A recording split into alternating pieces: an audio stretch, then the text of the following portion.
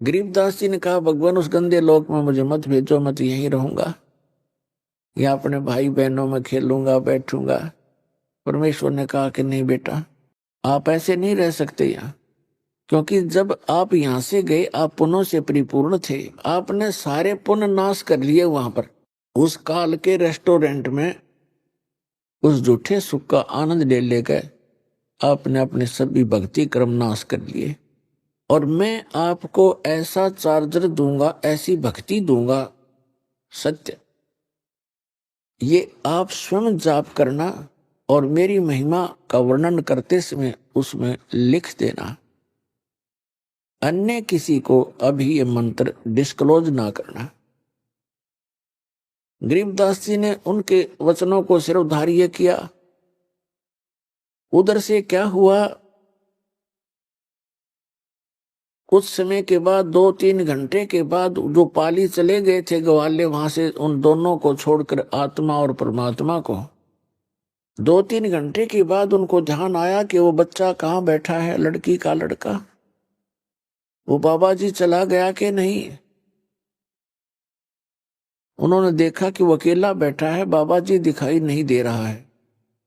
एक उनमें से ग्वाला आया, उसने कहा कि रे गरीबू खड़ा हो भाई, तेरा टाइम, तेरा नंबर आ गया गाय घेरने का। ये वहां नंबर लगाते हैं, अपना शिफ्ट बना लेते हैं पाली कि 2 घंटे आप खड़े होगे, 2 घंटे आप खड़े होगे, 2 घंटे आप पशुओं के सामने, ताकि किसी की फसल को हानि ना कर दे और भाग ना जा पशु इधर उधर। तो उसने कहा कि गरीबदास खड़ा हो भाई, गरीबू गरीबू कहा करते थे, तेरा नंबर आ गया। नहीं बोले क्योंकि वो आत्मा थी नहीं, शरीर को खाली रखा था। निकट जाकर कहा कि ए भगत जी खड़ा हो, पकड़ के हिलाया कि महात्मा बन गया तू, खड़ा हो ले। जब ही उसने ऐसा किया वो गिर गए। अब वो एकदम घबरा गया, सभी पालियों को आवाज लगाई कि दौड़ के आओ, भागो भागो, ये लड़की का लड़का मर गया। 2 पाली गांव की तरफ दौड़े। 1.5 किलोमीटर की दूरी पर छुड़ानी गांव था उस स्थान से जहां पर ये परमात्मा प्रकट हुए थे। गांव में पता चला 30-40 घर होते थे, पहले छोटे गांव हुआ करते थे। सारे गांव में एकदम सन्नाटा छा गया। जिसने भी सुना वही उस स्थान की तरफ दौड़ लिया। बूढ़े क्या, बच्चे क्या, माई क्या, बहन क्या, सभी चल पड़े।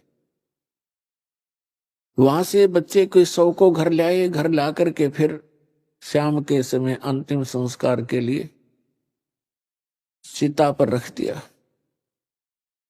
उसी समय परमात्मा ने अपनी प्यारी आत्मा गरीबदास जी को उनके शरीर में प्रवेश कर दिया।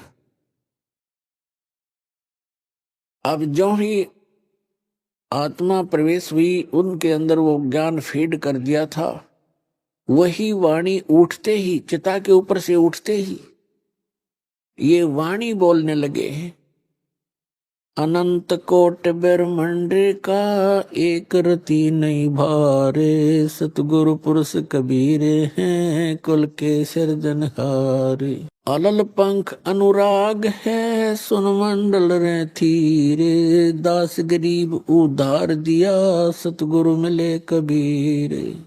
अब गांव वालों ने सोचा ये लड़का मेंटल हो गया, बाबा जी के जंतर मंत्र का दूध पी के एंड बैंड बोल रहा है, पता नहीं क्या बक रहा है हुआ बाई। क्योंकि वो समझ कैसे सके इस गूढ़ रहस्य को। ऐसे 3 वर्ष बीत गए और उधर से गांव वालों ने, घर वालों ने इस बात पर संतोष कर लिया, परिवार के व्यक्तियों ने, कि हे भगवान लड़का होता गया मेंटल, पर कोई बात नहीं, या लड़की इस बच्चे को देख देख के जैसा भी बावड़ा है, पागल है, इसको देखकर वो जीवित रह जाएगी, नहीं तो बेहोश हो जाती थी इस घटना को सुनकर बार बार। तो ये संतोष किया कि कोई बात नहीं, पागल हुआ सो हुआ, पर जीवित तो हो गया। लड़की ने पेट पर खाना खा लिया। ऐसे 3 वर्ष बीत गए। एक गोपाल दास नाम के दादू पंथ के एक संत थे जो बनिए के घर जन्म था उनका, और वो दादू पंथ से दीक्षित होकर के घर त्याग चुके थे, बाल बच्चों का विवाह करके फ्री हो गए थे, और वो ऐसे घूमते फिरते थे, शिष्य बना रखे थे, गांव में वहां जाते थे, उनके घर रुकते थे, घूमते फिरते, जिसको रमता राम कहते हैं। और दादू साहब जी को भी परमात्मा मिले थे जब वो 7-8 वर्ष के थे, जंगल में खेल रहे थे, बनी में 2-4 बच्चे और भी बैठे थे। तब परमात्मा आए, उनको ज्ञान सुनाने लगे। बच्चे, छोटे बच्चों को रुचि बहुत होती है, वो कोई कथा कहानी सुन के बड़े प्रसन्न होते हैं। तो 3-4 बच्चे थे वो और 4-5 और थे, एक दादू जी थे। दादू जी की रुचि बहुत थी क्योंकि वो आए उसी के लिए थे। सारा ज्ञान सुनाया, दादू जी की आंखों में आंसू आने लगे और कहा भगवान ऐसा लोग है वहां पर। उनकी प्रबल प्रेरणा हुई और कहा कि मुझे वहां ले चलो भगवान। तो परमात्मा ने कहा भी ऐसे नहीं ले जा सकते, पहले आपने मेरा शिष्य बनना पड़ेगा, दीक्षा लेनी पड़ेगी। ऐसे गरीबदास जी को भी प्रथम मंत्र देकर परमात्मा सतलोक लेकर गए थे, और गाय के, कुंवारी गाय के दूध से उनको वो अमृत पान कराया था, जिसको पान परवाना कहते हैं।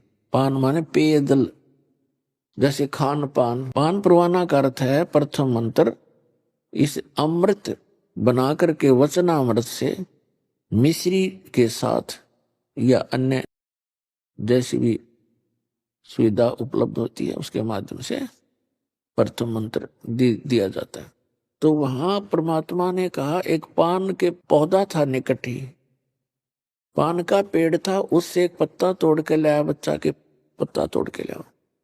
एक करमंडल था उनके पास, अपना जल मालिक के पास। परमात्मा ने कहा कि प्रथम मंत्र लेकर फिर मैं तुझे ले जा सकूंगा। तो और बच्चे तो उठकर चले गए, वो दोनों रह गए, परमात्मा और वो प्यारी आत्मा। तब परमेश्वर ने अपने करमंडल से एक घूंट पानी की भरी और फिर वापस उस पे पान के पत्ते पर ऐसे कुरला कर दिया और कहा, ले बच्चा ये नाम ले और इसको पी ले। अब दादू जी ने पकड़ कर पी लिया, और जो बच्चे और बैठे थे वो उठ कर चले गए, कहने लगे हम ना पीवा, तेरे जूठे ने। अब दादू साहब को फिर परमात्मा ने वो मंत्र दिया, वो बच्चों के जाने के बाद वो तो कुरला करके रख लिया था ताकि ये बच्चे आप पे खिसक जाएंगे, यहां से कहना नहीं पड़ेगा तुम जाओ। वो तो उठकर चले गए। जब वो दोनों रह गए तो उनको नाम दिया, नाम देकर कहा, ले बेटा ये पी ले। दादू साहब पीते ही उनकी तो सुरती पहुंची और कहा, चल मेरे साथ। आत्मा शरीर वहां छोड़ दिया, ऊपर लेकर गए आत्मा को। तो दादू साहब जी 3 दिन और 3 रात अचेत रहे थे, बेहोश पड़े थे, कोमा में, जैसे कहते हैं ना, कोमा के अंदर आ गया। रात्रि देर होगी, शाम को बच्चे की खोज हुई। उन बच्चों से पूछा कि कहाँ है तुम्हारे साथ वो खेलने गया था दादू। उन्होंने बताया कि वहीं रह गया था, हम तो आ गए थे। वहीं खोजने के लिए गांव के लोग गए तो वहां अचेत पड़े थे। तब उन बच्चों ने बताया कि एक बाबा जी आया था और उसने ऐसे जंतर मंतर करके एक जल पान किया था और इनको पिलाया था। हम तो आगे, हमने पिया नहीं, इसने पी लिया था, जिससे ये मर गया। मरा तो नहीं है लेकिन अचेत है। घर उठा लाए, सब परिवार के जन इकट्ठे हो गए, रिश्तेदार आने लगे कुशल पूछने के लिए। तीसरे दिन परमात्मा ने ऊपर के सब ब्रह्मांड दिखा करके उस आत्मा को वापस छोड़ दिया।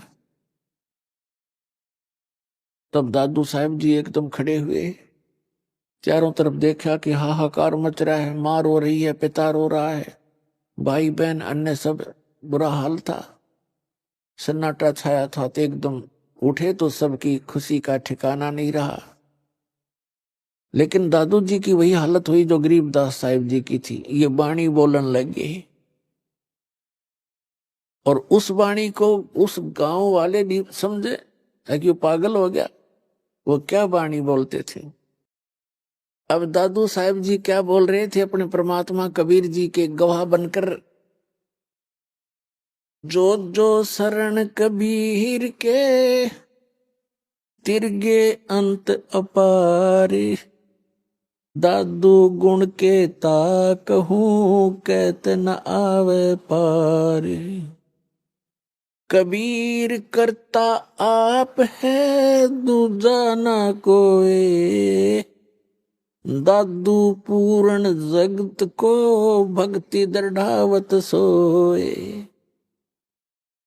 ठेका पूरा होवे जब सब कोई तजै शरीर, दादू काल चंपे नहीं जपे जो नाम कबीर। आदमी की आयु घटे तब यम घेरे आए, सुमरण करे कबीर का दादू लिया बचाए। आदमी की आयु घटे तब यम घेरे आए, सुमरण किया कबीर का दादू लिया बचाए।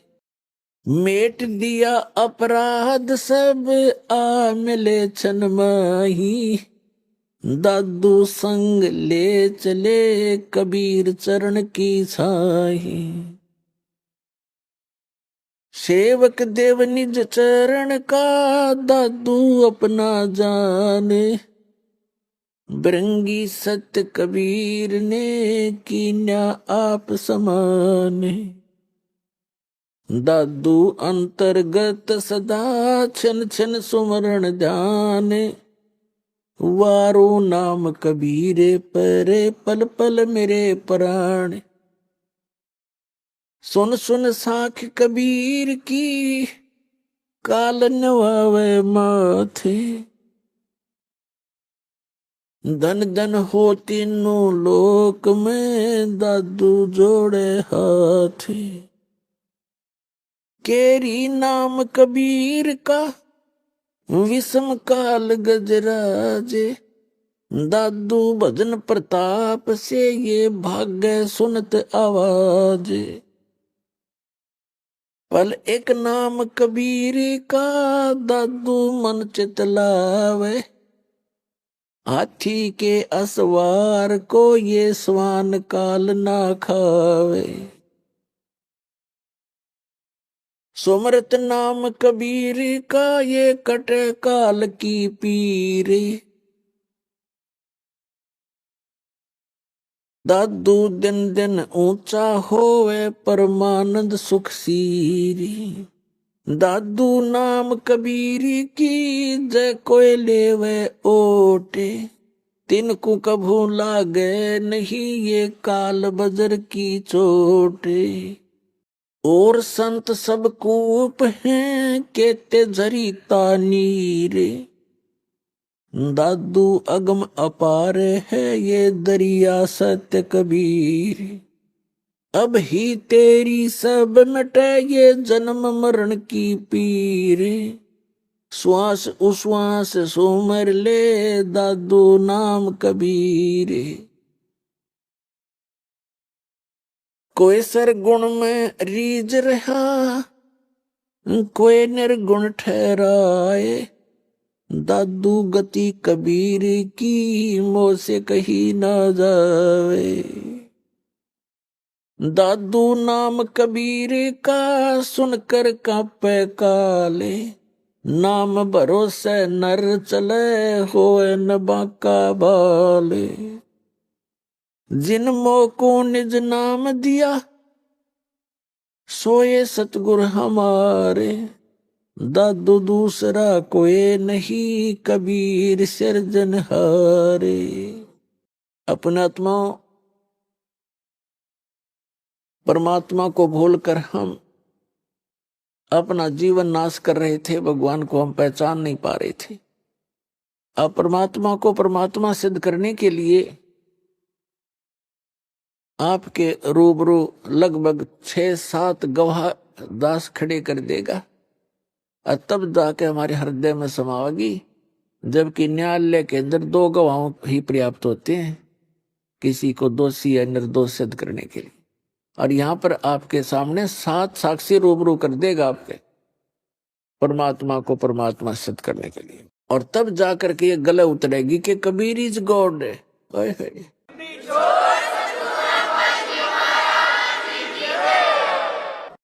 अब हमारे भक्त तो परिचित हो ही जाते हैं इस ज्ञान से, सुनकर इतने प्रमाणों को देखकर, और वो किसी अन्य को बताने की चेष्टा करते हैं तो सारा ज्ञान सुन लेते हैं और फिर ये कहते हैं और तो सारी बात आपकी प्रमाणित है, पर कबीर को भगवान नहीं माना जाए।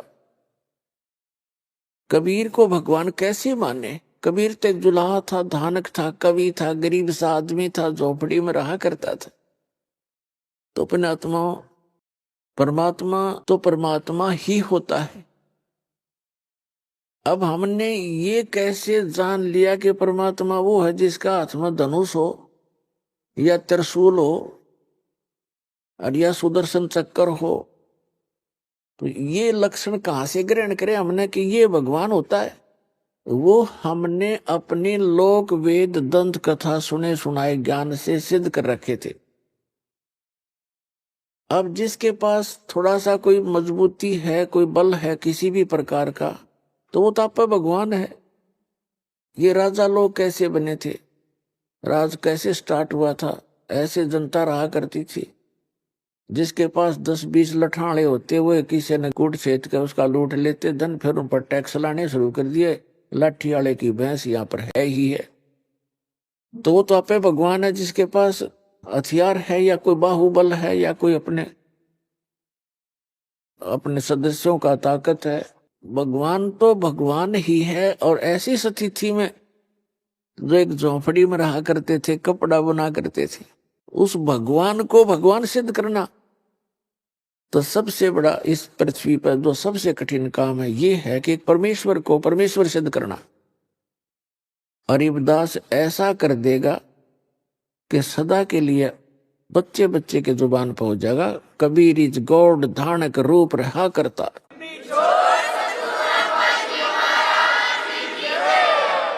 पहले दादू साहब जी से क्लियर करते हैं क्या कहना चाहते हैं ये प्यारी आत्मा कि जो शरण कबीर के तरगे अंत पार करो, कितने पार हो गए।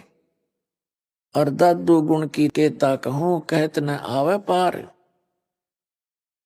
कबीर करता आप है दूजा ना कोई, और दादू पूर्ण जगत को भक्ति दृढ़ावत सोए।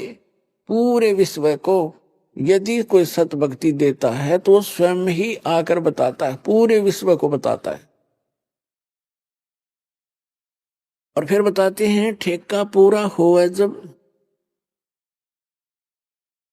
सब कोई तजय शरीर, और दादू काल निकट नहीं आवे। जपे जो नाम कबीर, कबीर नाम का अर्थ है जो भगवान ने नाम दिया था सत साधना करने के, उन मंत्रों का जो जाप करता रहेगा उसके निकट काल नहीं आ सकता। फिर क्या बताते हैं, आदमी की आयु घटे तब यम घेरे आए। अब परमात्मा ने बता दिया था कि दादू जी को कि बेटा तेरी आयु 30 वर्ष की है। अब जब 30 वर्ष आए और उनकी मृत्यु हुई, शरीर छूटा, एकदम चारों तरफ से यम के दूत आ खड़े हुए, तब परमात्मा ने उनको पहले ज्ञान दे रखा था कि कभी भी कोई भी आपत्ति आपके ऊपर आए तो इस नाम का सिमरन शुरू कर देना। तो उन्होंने उसी समय मालिक को याद किया, परमात्मा तुरंत वहां पहुंच गए। तो उसके विषय में दादू साहब कहते हैं कि आदमी की आयु घटे तब यम घेरे आए, यम के दूत आकर घेर लेते हैं। और सुमरण किया कबीर का दादू लिया बचाए। मैंने परमात्मा को याद किया, तुरंत मेरे पास आ गए। मेट दिया अपराध सब, यानी सब पापों का नाश कर दिया और एक्सटेंशन कर दी उनकी आयु की। मेट दिया अपराध सब आ मिले छन माही, दादू संग ले चले कबीर चरण की छाई। फिर क्या बताते हैं, सुन सुन साख कबीर की, काल नवावे माथे, धन धन हो तीन लोक में दादू जोड़े थे। कबीर परमेश्वर की इस महिमा को सुनकर, उनके द्वारा बोली गई साखियों को सुनकर कहते हैं काल भी ऐसे नतमस्तक हो जाता है। और दादू साहब जी अपने परमात्मा का धन्यवाद करते हैं कि धन धन तीनों लोक में एक ही भगवान है, समर्थ शक्ति है दादू जोड़े हाथ। और फिर कैसी उपमा बताते हैं कि केरी नाम कबीर का और विखम काल गजराज, दादू भजन प्रताप तयु भाग्य सुनत आवाज। अब क्या बताते हैं दादू साहब, कैसा अच्छा निर्णय दे रहे हैं कि ये काल भी कोई छोटी शक्ति नहीं है। इसको एक गजराज की उपमा देते हैं। गजराज का अर्थ है हाथियों में भी शक्तिशाली हाथी, ताकतवर, सब हाथियों का राजा। राजा यहाँ पर वही होगा जो बलशाली होगा। यहाँ का भी धान है ऐसा, चाहे वो किसी प्रकार से भी शक्ति रखता हो। तो क्या बताया कि केरी नाम कबीर का और विषम काल गजराज और दादू भजन प्रताप तय वो भाग्य सुनत आवाज। अब दादू साहब बताना चाहते हैं कि जैसे काल को तो समझो हाथी, हाथी कोई छोटा जानवर नहीं होता, और परमात्मा के उस मंत्र को समझो केहरी। परमात्मा कबीर जी की तुलना की है, तो कबीर साहब को समझो एक केहरी यानी बब्बर शेर। देखो हाथी बहुत बलशाली होता है आम प्राणियों में, लेकिन शेर के सामने वो लीद कर देता है। जब वो दहाड़ मारता है तो आसपास अगर हाथी होगा तो एकदम लीद कर जाएगा और भागने की चेष्टा करेगा, यहां से दूर निकल जाओ। तो क्या बताते हैं, केरी नाम कबीर का और विषम काल गजराज और दादू भजन प्रताप वो भाग्य सुनत आवाज। फिर क्या बताते हैं, पल एक नाम कबीर का दादू मन चित लावे, और अस्थि के असवार को स्वान काल नहीं खावे। अब क्या बताना चाहते हैं दादू साहब जी कि आप जी जो परमेश्वर कबीर जी की शरण में आ गए और ये सच्चा नाम आपको प्राप्त हो गया, आप समझो हाथी के ऊपर असवार हो गए, हाथी के ऊपर बैठ गए आप। और अब दादू साहब बताते हैं काल समझो कुत्ता है, और कुत्ता जो है हाथी पर बैठे व्यक्ति को किसी प्रकार की हानि नहीं कर सकता, चाहे वो दूर से कितना ही गुर्राता रहे, भौंकता रहे, कितना ही कोशिश करता रहे। यानी उसकी रीत से आप इतने बाहर हो गए, उसकी रेंज से इतने आउट हो गए कि आपको वो काल रूपी कुत्ता हाथी पर यानी कबीर परमात्मा की शरण में विराजमान उस हंस आत्मा का कुछ भी नहीं बिगाड़ सकता, उसकी हानि नहीं कर सकता। ये अंदाजा लगा सकते हो पुण्यात्माओं, आप अपनी स्थिति को समझ सकते हो, आप कितने इन यहाँ की हानिकारक इनसे शक्तियों से ऊपर उठ चुके हो।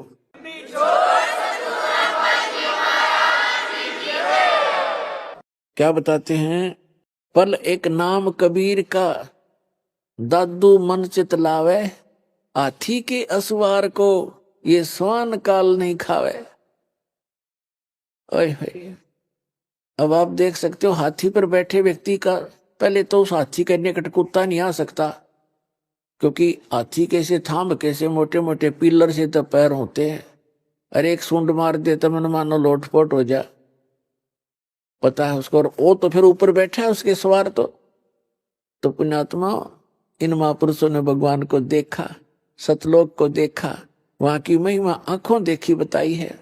और अभी तक दुनिया ने लोक कथा सुनाई है अन्य संतों महंतों आचार्यों और शंकराचार्यों ने, महंतों ने, काजी और मुल्लाओं ने। सुमरत नाम कबीर का कटे काल की पीरे। कहते सुमरत नाम कबीर का, कबीर परमेश्वर का नाम सच्चे संत से लेकर जाप करने से। दादू साहब तो सीधे ही भगवान से लिए हुए थे उपदेश। कहते सुमरत नाम कबीर का कटे काल की पीड़, कोई भी कष्ट या काल का हो कहते सब समाप्त हो जाएगा। और दादू दिन दिन ऊंचा हुए, यानी दिन दिन उभरेगा वो प्राणी और परमानंद सुखसीर। अब जैसे पुण्यात्माओं आप और आम जगत में कितना अंतर हो गया। आपने शराब त्याग दी, हुक्का बीड़ी तंबाकू सेवन करना बंद कर दिया, मांस खाना बंद कर दिया, चोरी ठगी जारी झूठ कपट ये बंद कर दी। एक तो आपके पाप स्टॉप हो गए और दूसरे आप भक्ति स्टार्ट कर दी, भक्ति करने लगे।